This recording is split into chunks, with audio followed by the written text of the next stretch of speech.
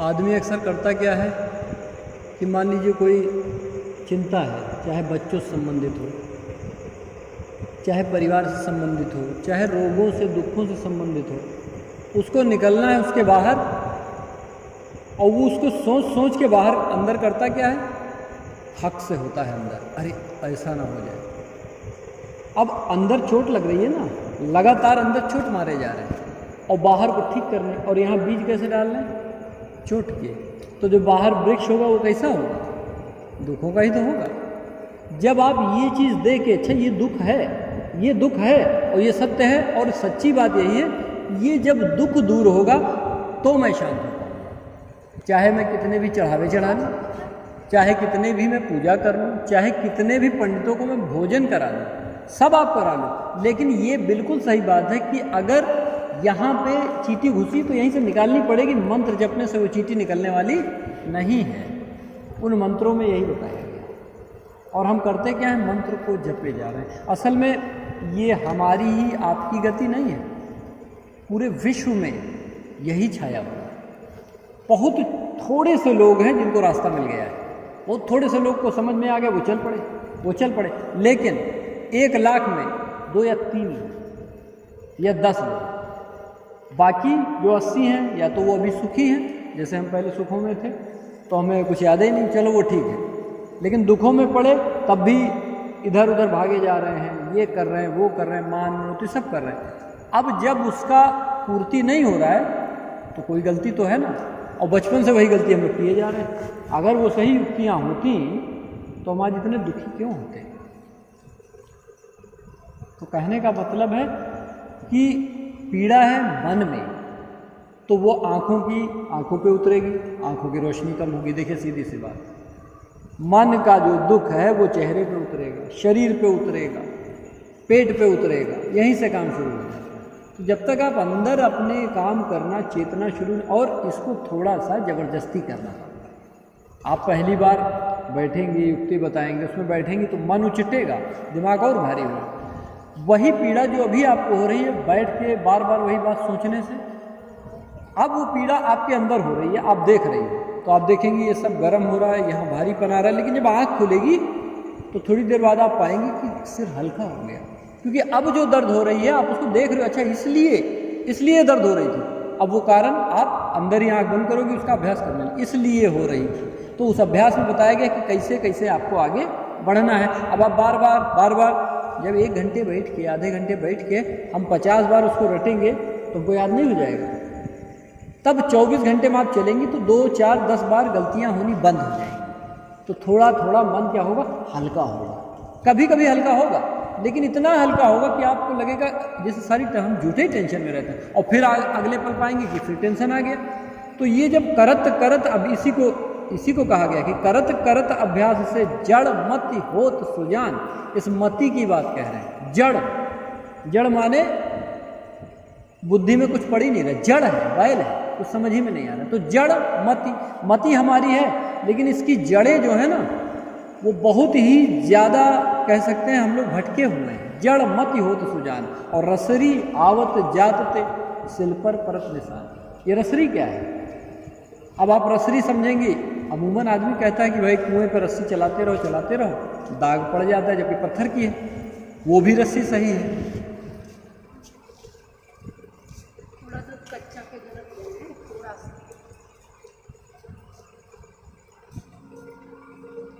तो जब तक आप वो रस्सी अपने शरीर में नहीं देख लेती, कौन सी रस्सी ऐसी है जिसको कबीर कह रहे हैं, जड़ रहीम कबीर सब चिल्ला रहे हैं कि सेज कहाँ पे हमारे पत्थर है, ये रस्सी कहाँ पे है, जहाँ पे रगड़ पड़ेगी तब उसमें निशान पड़ेगा, तब हमारे जीवन में फ़र्क आएगा। तो देखिए, पढ़ा है तुमने, प्रैक्टिकली किताबों में पढ़ा है, अपने सब्जेक्ट में पढ़ा है, लेकिन वो बताएगा, लेकिन उसको जपते तो नहीं हो, क्योंकि वो उपाय बता रहे हैं कि जड़ अपने अंदर की रस्सी ढूंढो, और जहाँ पत्थर जैसा ही दिमाग है उस पर लगातार रगड़ करो, धीरे धीरे धीरे धीरे अपने आप वो दिमाग उस पर निशान पड़ेगा और फर्क आएगा जीवन में। तो इसलिए थोड़ा सा भाई 2 लोग हैं, 4 लोग हैं, आप लोग तो साधनस्थ रहेंगे, पुराने बच्चे हो, अब एक थोड़ा सा चटाई डाल ली और सब लोग आराम से बैठ गए और 10 मिनट लगाया, शुरू थोड़ा थोड़ा अभ्यास शुरू कर दिया।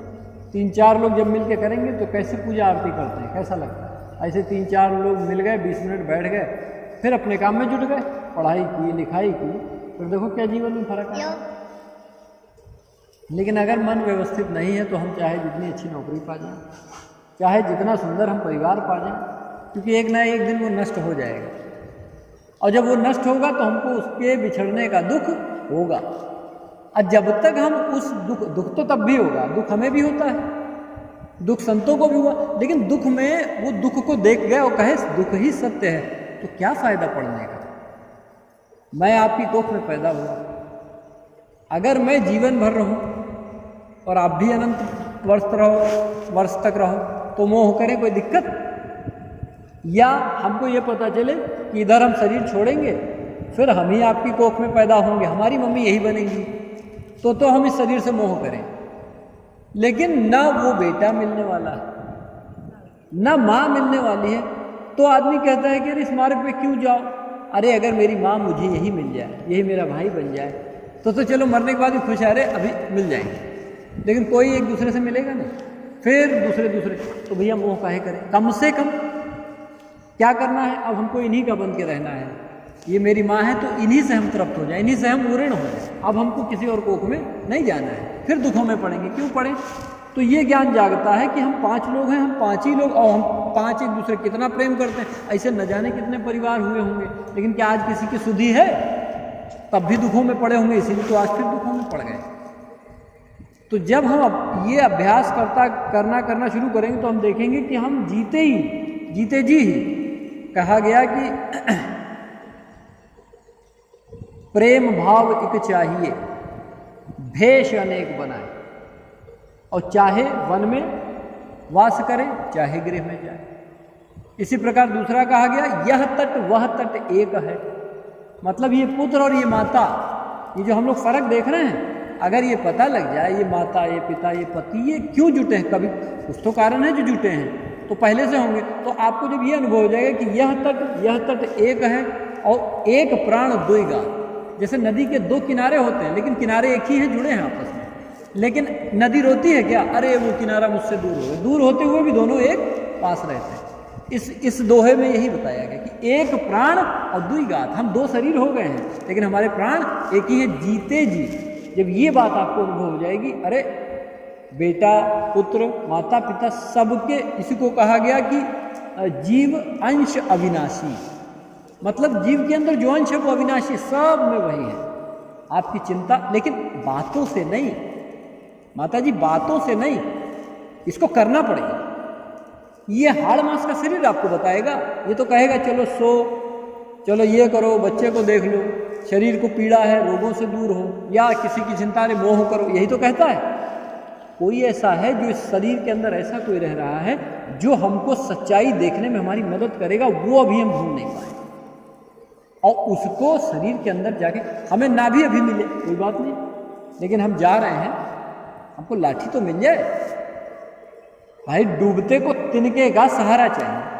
अब आप इसी जीवन में रहते हुए अगर उस युक्ति को जान नहीं गई तो फिर ऐसे ही मरेंगे ना। लेकिन इसी जीवन में हमने वो युक्ति जान ली, अच्छा ये लाठी, चिंता, दुख तब भी रहेगा, लेकिन दुख का निवारण का हमको अब जन्म जन्म तक वो हम किसी को शुकदेव, जिनको कहा गया काग का, कौवे का जन्म है, तो कौवे के जन्म में भी उनको राम की बोधी, भक्ति भी करते हैं तो राम की करते हैं। ये पशु पक्षी में ऐसा क्यों, तो हम उसको देखते हैं, कहते हैं ये बंदर है, ये पक्षी, लेकिन गौ है। लेकिन आप देखिए किसी में बड़ी शांति होती है, ना किसी को मारता है, वो उधर आके बैठ जाएगा, प्रेम देगा वो बहुत ज़्यादा। उसका कारण क्या होता है, उसको युक्ति मिल चुकी है, लेकिन भोग योनि के कारण, अपने कर्मों के कारण वो कुत्ता बन रहा है, लेकिन उसमें भी वो सुखी है क्योंकि राम का नाम साथ में। ऐसे ही जब तक हम लोग वो युक्ति नहीं जान लेंगे, मृत्यु के समय, अब हम मर रहे हैं, सपोज करिए सबको मरना है, अब प्राण त्यागते समय हमको यही नहीं पता कि प्राण त्यागने की कला क्या है, तो आप कैसे मरेंगे, कोई कैसे मरेगा, व्याकुल होकर मरेगा। लेकिन मरने की कला वही जानता है जिसको जीने की कला आती है। पानी में तैर वही सकता है जो पानी में घुसना जानता है। जो पानी में घुसेगा ही नहीं वो तैरेगा क्या? इसी प्रकार जीवन जिसको जीने की कला नहीं मालूम है, जीने की कला क्या है? जीने की कला यह है कि हम जीवित हैं, भगवान ने सब कुछ दे रखा है, तब भी हम एक दुख को पकड़ के बैठे हुए हैं, और जो है हमारे पास, जो हमारे पास कल था, कल हम उसको खोने के प्रयास में परेशान थे, आज वो खो गए। अब जो हमारे पास है हम उसकी चिंता में लगे हुए हैं, और साथ में वो भी चिंता जो छूट गया, ना वो रहने वाला था और ना ये रहने वाला है, तो हम क्या करें? तो जीने की कला क्या है? हम जीते जी, कम से कम ये बेटा है मेरे सामने, ये माँ है, ये भैया है, ये परिवार है, इनके साथ हम अगर सुख से रहेंगे तो वो आत्मा जो हमारे ऊपर, दशरथ जब मृत्यु को प्राप्त हो गए तो बाद में राम से मिलने आए, हाथ जोड़ के क्या कहते हैं? मैं तृप्त हो गया राम के रूप में। कहा नहीं, आप मेरे पिता हैं, शरीर योनि में हूँ, मेरे पिता ही रहेंगे। लेकिन वो प्रसन्नता से अपने धाम में भी, लेकिन आप अगर दुखी रहेंगे तो जो मृत आत्मा है उसको आप क्या दे रहे हैं? वो कहीं ना कहीं से तो वो देख रही है, जो हेत आपके भीतर है वही वो है, वो जुड़े हुए हैं, तो वो और व्यथित होगी और व्याकुल होगी। तो हमको वो करना है कि हमारे जो बच्चे हैं कम से कम इनके चेहरे, आपका चेहरा देख के ये दुखी है, ये कितने व्यथित हैं, देखिए ऐसे थे। तो कहीं हमसे ऐसी गलती हो रही कि जो चला गया वो तो चला गया, और हम बहुत कुछ खो दे रहे हैं, है ना? तो इसलिए थोड़ा सा ज्ञान को जागृत करिए, थोड़ा मजबूत बनिए, और ये जो शरीर के आप रोग देख रहे हैं ये केवल मन का कार्य है। अभी आप ऑपरेशन करा लेंगे तो और दिक्कत होने लगेगी, क्योंकि मान लीजिए लेंस ही पड़ गया, ये तो असली है, वो नकली है, और उसका जब ब्लड हमारे दिमाग में टेंशन आएगी, वो जाम होगा तो उसको पूरे लेंस को जाम कर देगा, क्योंकि ब्लड में उबलाहट होगी। अभी असली वाला है तो ये कैसे झेल ले रहा है, लेकिन अभी आप बाहरी लेंस लगाओगी और थोड़ा सा रो दी, क्या होगा? तो ऑपरेशन कराना बाद में जरूरी है, पहले मन का ऑपरेशन करना पड़ेगा, पहले अपना मन ठीक करना पड़ेगा।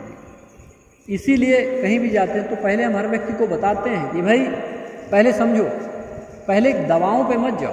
दवाएं तो हम आपको बताएंगे, आहार शुद्धि का हम उपाय बताएं, लेकिन आहार शुद्धि, भाई एक बहुत अच्छा हम आहार खाते हैं, एक बैल है, सांड है, बहुत अच्छा आहार खाता है, सब्जी घास, कितना पौष्टिक है, लेकिन वो करता क्या? बाजार में सबको ऐसे ही। अगर हमने आहार आपको पहले अच्छा बता दे तो वो आहार जाके आपके शरीर में रोग बन जाएगा, औरों को दुखी करेगा, क्योंकि ताकत आएगी, तरीका तो पता नहीं है बल का प्रयोग करना, तो आप क्या करेंगे? इन पे गुस्सा, उनको बताना हमने ये किया, हमने वो किया, या फिर दुखी रह रहे हैं, उसी बल का प्रयोग। भाई दुखी होने में भी तो एक हमारे शरीर से ताकत कम हो रही, इसीलिए तो आँख कमजोर हो रही। तो आप पता चला आपको आहार अच्छा बता दिया और आप जो है क्रोध उत्पन्न कर रही हैं। नहीं समझ में आ रहा, गुस्सा तो आ ही रहा है, अब इतना गुस्सा आ रहा है कि गुस्से में आदमी क्या कह दे रहा, क्या कर दे रहा, कुछ पता ही नहीं लग रहा है। बाद में भले ही सोचो तो क्या सोचो, जब मुंह से निकल गया, अब गुस्सा तो अपने से है तो जा रहा है। बिल्कुल। तो पता नहीं क्यों इतना क्रोध आ ही रहा है भैया, तो क्या होगा? बीपी हाई और लो होएगा ही, इसका कोई ऐसा रहे तो थोड़ा मन सही बात कुछ रहे, दुख तो जो नसीब में लिख गया तो वो आएगा, लेकिन मन ही पता नहीं क्रोध आता क्यों है, यही तो नहीं। पहले आप ये समझो। अब आप समझो, गीता में तो पूरा मंत्र बताया गया, भगवान कृष्ण ने कहा कि आसक्ति आई, पूरी नहीं हुई, चिड़चिड़ापन आएगा। कोई चीज़ हमको चाहिए, पूरी नहीं हो रही है, अब जब पूरी नहीं हो रही, हम चाहते हैं तुम ऐसा करो और तुम ऐसा नहीं कर रहे। आप समझिए इस बात को, हम चाहते हैं कि ऐसा ना हो जाए, हम चाहते हैं कि ऐसा ना हो, और हम उसको रोकने में लग जाते हैं। ठीक है, आप कई घटनाएं अपने जीवन में जब आप बुद्धि खोल के देखेंगी तो आप ये जानेंगे, ये देखना पड़ेगा, अच्छा ठीक है हो रहा है, हो जाने दो ना, अब हम नहीं रोक सकते। जो चीज़ बालू हाथ में है, क्या उसको रोक लेंगे आप? वो अपने आप धीरे कितना भी प्रयास करो वो सरक जाएगा। इसी प्रकार जो स्थितियां आपके सामने हैं, आप संभालने में, आप उसको बालू की तरह सरकने दो। अब केवल देखो ना बालू सरकने से होता क्या है। जब पूरा बालू गिर जाएगा, हाथ खोलेंगे तो देखिए बहुत पसीना था, अब हवा लग गई तो हाथ में थोड़ा सा पसीजना कम हो गया, हमारा हाथ ठीक हो गया। बस अब हमको करना क्या है, जो चीज़ हुए जा रही है हम उसको रोके जा रहे हैं। अगर हमको ये पता लग जाए, हम उसको थोड़ा देख लें, अच्छा ये हो गया, देखिए क्या होता है। विश्वास मानिए, आप जो चाहती हैं हो जाए और वो नहीं होता है, और जो आप चाह रही हैं ऐसा ना हो वो हो जाए, उसके बाद का परिणाम आप देखेंगे मंगलकारी है। क्योंकि आपको अभी ये नहीं पता कि अगर ये ना होता तो क्या, वो तब दिखेगा जब आप ये देख लोगी कि ये होने से हो गया। आपका पूरी बुद्धि तो लगी है ये ना होने पे, कैसे हम रोक लें, तो पूरी बुद्धि और बल वहाँ लग गया, तो जो उससे होने वाली हानि है वो आप नहीं देख पा रहे। और आप अगर देखती चली जाओ उस चीज़ को, अच्छा ठीक है देखते हैं क्या होता है, देखते गए, समय गुजर गया, समय लगता है। कहा गया कि बरसात आती है, काली घटा आती है, अब देख के अगर आदमी गुस्सा वो हो जाए कि अरे काला बादल ये तो कभी ख़त्म ही नहीं होगा, तो क्या करता है, अच्छा रुको ना 2-4 दिन इंतज़ार करो, 2 दिन 4 दिन कितने दिन, फिर आप देखते हैं कि धीरे धीरे काला बादल, अरे अच्छा है पानी बरस गया, बरसात थी, पूरी धरती ठंडी हो गई, आप चारों तरफ हरा भरा है। तो बात आपको पता चली, चूँकि आप बचपन से देख रहे हो ना, अच्छा काली घटा आई, पानी बरसा, तो क्या होता है पूरी प्रकृति हरी हो जाती है। अब आप यही काम अपने जीवन में नहीं समझ पा रही, काली घटा को। अब इस काली घटा को, जो हमारे जीवन में दुख आ रहे हैं, आप उसका दुख मनाने में लगी, जैसे खुशी आई खुशी मना ली और दुख आया दुख मना लिया। लेकिन आप जब दुख को देखना सीखेंगे, थोड़ा ऊपर उठेंगे, तब ना आप दुख के पीछे देख पाएंगे कि इस काली घटा के पीछे का परिणाम भी तो देख लें। आप विश्वास मानिए, जो आप रोक रही थी आपके उसके होने के बाद ये तो बड़ा मंगलकारी हो गया। मैं इसको संभालना चाहती थी और इसके साथ ये घटना घटी, अपने आप राइट टाइम हो गया। लेकिन अब किया क्या, लड़का गलती कर रहा है, पहली बार कोतवाली गया, पिताजी के 500 दिए, छुड़ा के ले आए, अब वो खाक सुधरेगा। एक बार गए, अब आप चिंता छोड़ो ना, अच्छा ठीक है तुमने जो किया, एक बार उसको रहने दो, कोई छुड़ाने ना जाओ। जब उसको पता चलेगा कोई नहीं आएगा, अपने आप उसमें कुछ ना कुछ तो सुधार। अच्छा न जाने से ये फर्क हुआ, तो वो 1 साल 2 साल सोचेगा ना कोई नहीं आया था। लेकिन आप क्या कर रहे हो, आप बच्चे को जाके छुड़ा ले रहे हो, आपको जो दुख आ रहा है आप उससे भाग जाना चाह रहे हो, कैसे हम बच जाए, जबकि उसके होने में आपका भूल, और वो आप देख नहीं पा रहे। समाज में कई घटनाएं ऐसी घट जाती हैं, हम लोगों ने देखी हैं, घट गई, आज परिणाम देखें बहुत सुंदर है। जिस अवस्था को प्राप्त किया, अरे ये तो उसी की देन थी, जो आज जाना, अच्छा वहाँ से जाना, अरे ये तो बहुत अच्छा था। अब वो उस कंडीशन के आज नहीं आ रही, लेकिन आज हम जान रहे हैं कि जितना बड़ा दुख होगा उतना मंगल होगा उसके पीछे, तो तनाव नहीं होता है दिमाग में, क्योंकि हम वहाँ वो व्यक्ति वहाँ पे देख ले रहे हैं। तो हमने जो किया, जो दुख पड़े, अब उसके आगे, अब आपका समय ये आया है कि जरा देखें तो इस दुख के आगे क्या है, और उसके लिए थोड़ा सा, ज़्यादा नहीं, थोड़ा सा आपको अपने अंदर काम करना पड़ेगा। अब अंदर कैसे काम करेंगे, शरीर में देखिए रोग आ रहे हैं बार बार, शरीर में तनाव आ रहा है, शरीर में दिमाग में क्रोध बार बार भरे जा रहा है, तो ये शरीर और मन 2 चीज़ें हैं हमारे पास। भाई मन में कोई बात आई और शरीर में क्या है, हमारे कष्ट उत्पन्न होता है। शरीर में आप देखेंगे बहुत गुस्सा जब आता है तो पूरा शरीर जैसे जलने लग रहा है। तो ये शरीर का जलना और मन का क्या कनेक्शन है, आप देखो ना, दोनों से कोई कनेक्शन है? कोई कनेक्शन नहीं, मन अलग है, दिखता ही नहीं मन।